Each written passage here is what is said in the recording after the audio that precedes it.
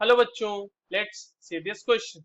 What will be the order of reaction and rate constant for a chemical change having log T 50% versus log concentration that is A curves as? हमारे पास एक curve दिया हुआ है बच्चों, जहां पर log T 50% मतलब log T half की बात की जा रही है और log A के बीच का ग्राफ दिया हुआ है और ये एक बहुत ही स्ट्रेट लाइन ग्राफ है जो कि 45 डिग्री का एंगल बना रहा है एक्स कोऑर्डिनेट के साथ।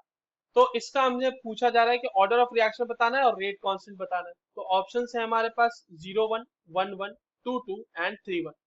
चलिए इस क्वेश्चन को सॉल्व करते हैं और सबसे पहले तो ये देखते हैं कि इस क्वेश्चन को सॉल्व करने के लिए हमारे पास कौन सी की कॉन्सेप्ट की जानकारी होनी चाहिए। देखो ये जो सवाल है हमारे पास वो बेसिकली हाफ लाइफ पीरियड का सवाल है, हाफ लाइफ पीरियड का है ना।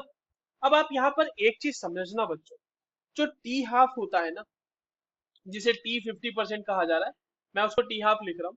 तो t half is directly proportional to a, जो कि आपका कंसंट्रेशन है रिएक्टेंट का, initial concentration of reactant, 1 - n। यहाँ पर n जो है ये होता है order of reaction, order of reaction होता है, ठीक है।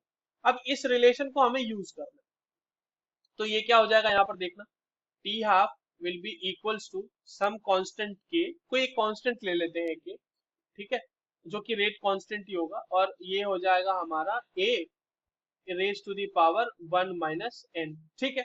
अब इसका लॉग ले लीजिए, तो log t half will be equals to log of k, इसको इस तरह से लिखते हैं कि log of k into a का पावर 1 - n, यही होगा।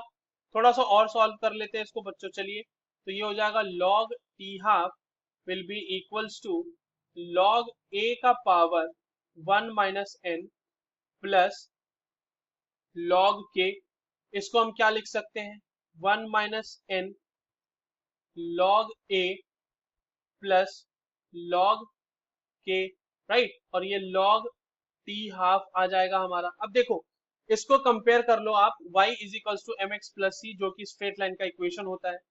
तो y is equals to m x plus c, यही हो जाएगा हमारा equation. y log t half, m 1 - n, x log a and c log k। तो m जो है बच्चों आपका वो आ रहा है 1 - n के बराबर, और m जो होता है वो स्लोप होता है, स्लोप ही है ना। तो आपके पास स्लोप निकालने का क्या तरीका है, टेन थीटा, टेन थीटा निकालेंगे तो थीटा की वैल्यू 45 डिग्री दी हुई है, तो 1 - n है ना। तो tan 45 degree is equal to 1 - n, और tan 45 डिग्री की वैल्यू कितनी होती है बच्चों, 1 होती है। तो ये 1 अगर रख दोगे तो 1 - n, यहाँ पर से n की वैल्यू क्या आ जाएगी आपके पास, 0। यानी ऑर्डर ऑफ रिएक्शन देख लो, ऑर्डर ऑफ रिएक्शन हमारा क्या हो जाएगा, 0। यही तो पूछा है ना कि ऑर्डर ऑफ रिएक्शन भी बताना है, तो ऑर्डर ऑफ रिएक्शन हमारा हो गया 0। और दूसरी चीज क्या पूछी है, रेट कांस्टेंट। तो देखो log k जो है आपके पास, तो ये ओरिजिन से पास करता हुआ ग्राफ है ना, since the since graph passes through origin, graph passes through origin, तो इसका मतलब क्या हो गया, इसका मतलब ये हो गया बच्चों कि log k की वैल्यू हो जाएगी 0। इसका मतलब k की वैल्यू 1 होगी, क्योंकि log 1 की वैल्यू 0 होती है। तो k की वैल्यू 1 और n की value 0।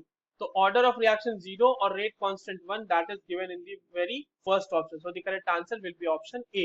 I hope you understood this well. All the very best.